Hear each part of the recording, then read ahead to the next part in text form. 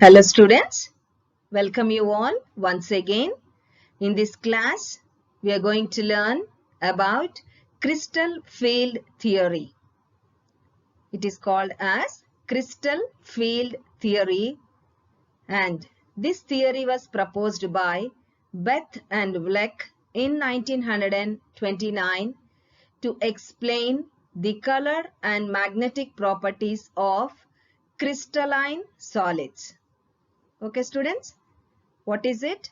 Bethe and Vleck, they proposed crystal field theory in order to explain the color and magnetic properties of crystalline solids. Hence, it is called as crystal field theory, shortly CFT. It also explains about stability and also geometry of the complexes. Okay. Now, so in the previous classes, we have learned about valence band theory, that is VB theory. Okay, according to that theory, we have learned that the bond between metal and ligand is purely covalent. What is it, students? The bond between metal and ligand is purely covalent. But according to this particular theory, that is crystal field theory, it is purely ionic, 100% ionic. Okay, students? So note down this point. According to VB theory, the bond between metal and ligand is purely covalent. But according to crystal field theory, it is 100% ionic. Okay. And also, according to this theory, that is crystal field theory, the central metal ion is subjected to an electric field, and this electric field is caused by the surrounding ligands. We all know that in a complex, the central metal is surrounded by the ligands. Okay, students?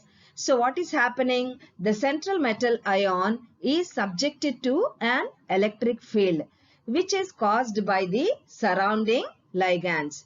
So because of this, the 5 degenerate d orbitals of the central metal ion. What is the meaning? Degenerate orbitals means they all have the same energy. What is it, students? Degenerate orbitals means they all possess the same energy. Okay. So the 5 degenerate d orbitals having the same energy in the central metal ion, what is happening? They are split into two sets of orbitals of different energies. Okay. So how is this happening? This is happening. When is this happening? The central metal ion is subjected to an electric field. This electric field is caused by the surrounding ligands. Okay. So this is the reason why the 5 degenerate d orbitals of the metal ion are split into two sets of orbitals, and also we have to observe here the two sets of orbitals are of different energies. Okay, understood my point, students? According to crystal field theory, the central metal ion, as it is subjected to the electric field caused by the ligands, the 5 degenerate d orbitals having the same energy are split into two sets or two groups of orbitals having different energies. What are those two sets of orbitals? One set is dxy, dyz and dxz orbitals, which are together known as T2g orbitals. What is one set, students?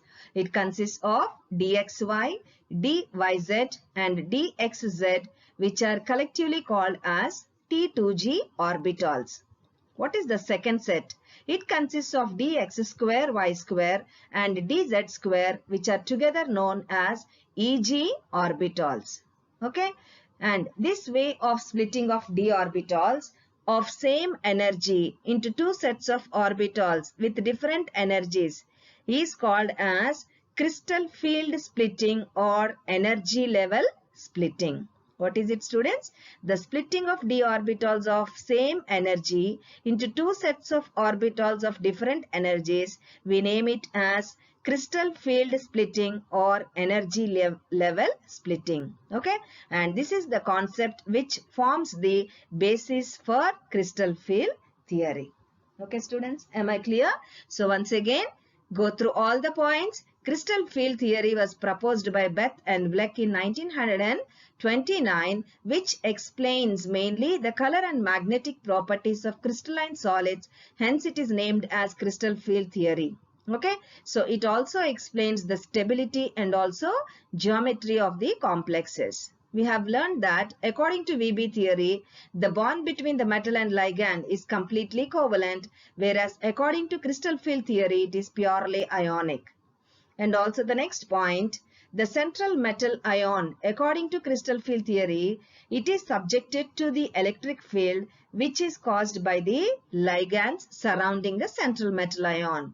Hence, what is happening? The 5 degenerate d orbitals. What's the meaning degenerate d orbitals? All the 5 orbitals have the same energy. Okay, so these 5 degenerate d orbitals, what is happening? They are divided or they are split into 2 sets of orbitals of different energies. One set has dxy, dyz and dxz orbitals which are together called as T2g orbitals. And the second group has dx square y square and dz square collectively called as Eg orbitals. Okay, so this way of splitting of d orbitals of same energy into 2 sets of orbitals with different energies, what is it called, students? It is called as crystal field splitting or energy level splitting. Underline this word, crystal field splitting or energy level splitting. And this is the concept which forms the basis of crystal field theory. Okay, students, understood all these points?